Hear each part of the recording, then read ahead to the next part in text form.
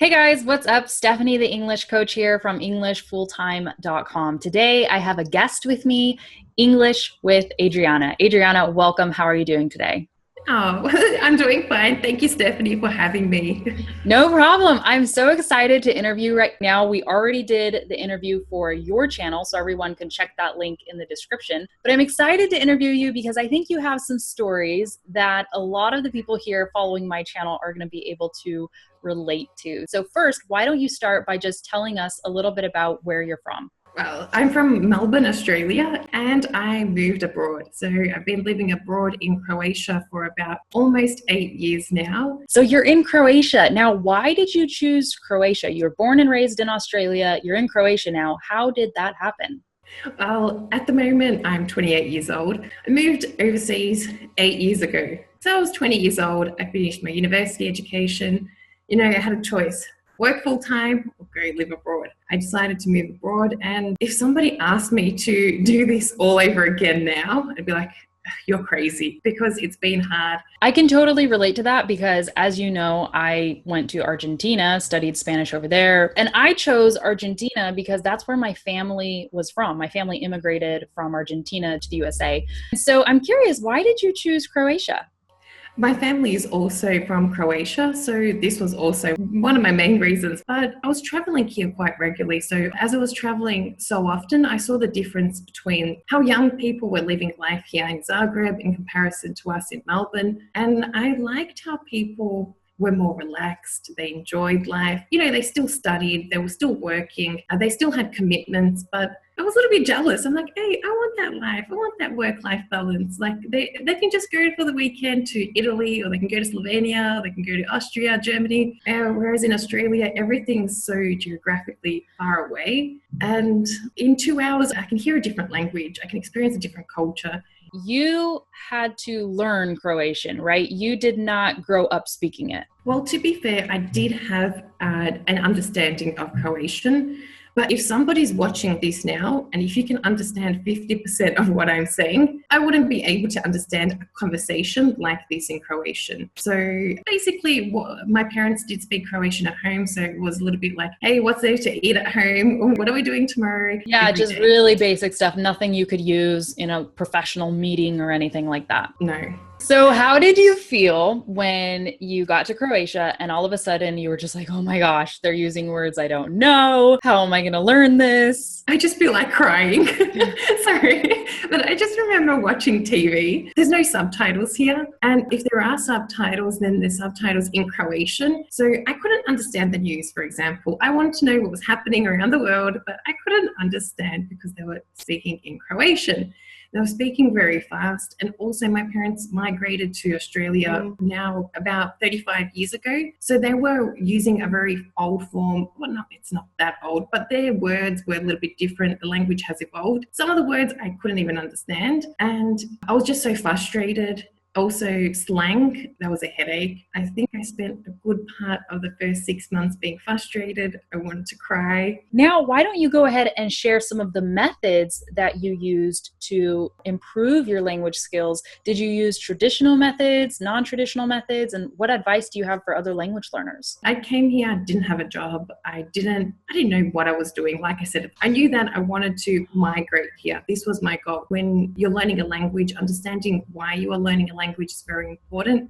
My goal was migration. So I realized the first 2 weeks I was at home. I'm a very social person and I got bored. So I was doing this master's thesis. I had to stay focused, write everything, but I'm not socializing with people. I'm not interacting with people. So I decided to enroll myself in a language course. This was at the Faculty of Humanities in Zagreb, and it was great. As I said before, I did have an understanding of Croatian, but I couldn't understand TV shows. I couldn't understand news reporters. I could have a conversation, but people laughed at me so much.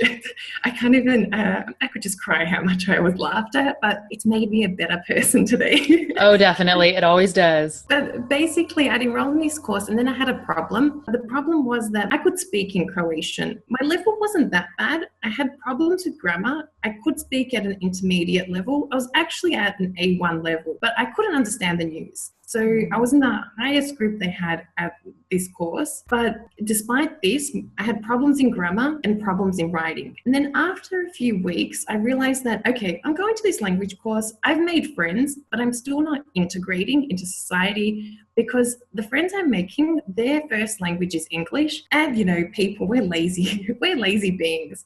So we'd go out coffee, we'd go to the theater, we'd go out, and we'd be speaking in English. And then I told my friends, I'm like, I love you guys, really. But I enrolled in this course to improve my Croatian skills, and we're speaking in English. So this really isn't working for me. But then I started Zumba classes. I even did Croatian folk dancing. I enrolled in a German class. I just did these random activities because I'm like, okay, where do Croatians go? And let's do Croatian things. And then that way I can speak Croatian and I can improve my Croatian skills. So I've had more success doing these things. I'm very active in meetups. I go to regular meetups. I go to a lot of business cafes here in Zagreb. I go to just anything where people are talking in Croatian. And yes, they do tell me, oh, I can hear in your accent that you're from Australia. It's like, oh, that's so cute, that word you use. But I just try to ignore this because I know that this is how I've mastered the Croatian language. And it's, in my opinion, immersion, surrounding yourself with people, making those mistakes, being laughed at, laughing at yourself. It's fun. Absolutely. Well, I think that is fantastic advice, especially for people who are already living in an English-speaking country, because, you know, how many people do we know in Australia, in the USA, everywhere, where they've been living there for decades and it's like they still don't speak English? And the difference, you know, is what you said, is just forcing yourself into the society, forcing yourself to speak with people, even if you make mistakes, even if they laugh at you or whatever, because you will improve and you'll speak the language and you'll always, you know, carry a part of your native language with you. So you may have an accent, you may use words from your native language every now and then, but who cares, right? It's about using the language and using it to move your life forward. I always think about my language skills. I'm like, as long as I get what I want to get done, I'm happy. That's success for me. And then as long as I'm able to communicate my point across to that person and do what I need to do, this is success for me. And I always tell my students or anyone learning a language is a means of communication. And if you're talking to somebody, they understand you and they reply to you,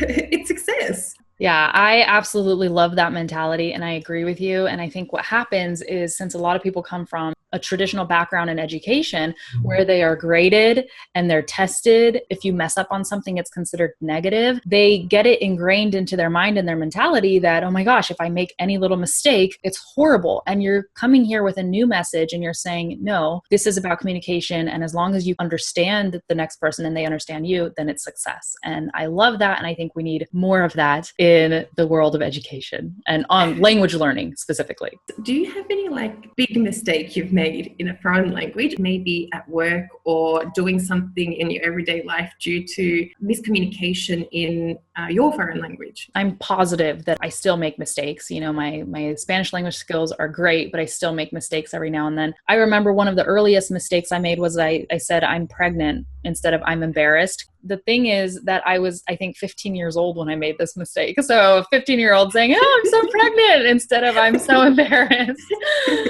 So I was like, oops. But what about you? Is there a big mistake that you've made? I've made mistakes. I've gone to the wrong location, or I've met at the wrong time because they use a 24-hour clock here, whereas we don't use that. Or just mainly directions, especially talking on the telephone, getting the wrong directions. And I think that I remember these mistakes more than I do those red crosses that I've got on a piece of paper. That's why I asked you this, because those mistakes I made, they caused me to not have some success in my life. Exactly. We learn from the things that cause us pain. And I tell my students this too sometimes. I'm like, sometimes I don't teach you everything. I just give you enough to be able to implement and then fail.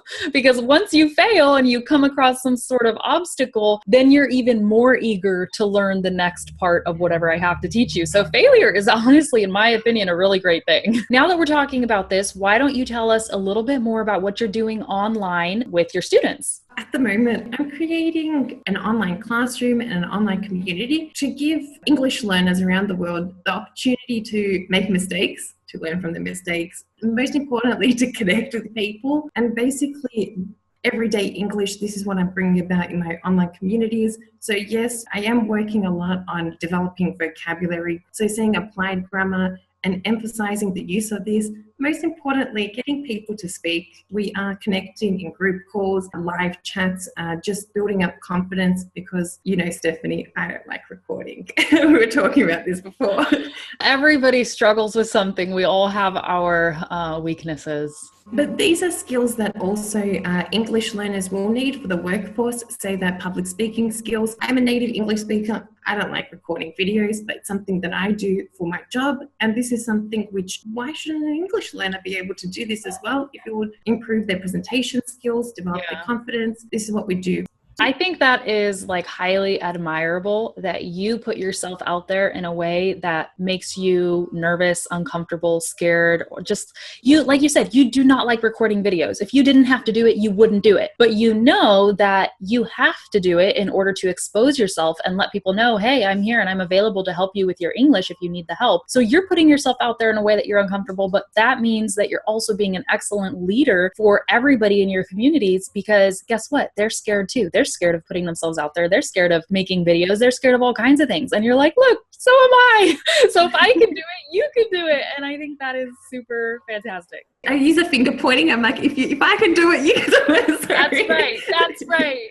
I know. Oh, that's great. All right, Adriana. So tell us, where can we find you on social media? And for those that want to follow you and go to your website, where can they find you? You can find me on my social media accounts, English with Adriana. I'm on Facebook, Instagram, and on YouTube, and on my website, EnglishTeacherAdriana.com. Awesome. So I'm going to link all of those in the description so people can find you easily. Thank you so much for doing this interview. And for all of you guys that watched this and enjoyed it, be sure to head over to Adriana's channel so you can watch the interview that she did with me. Thank you for having me. No problem. Take care.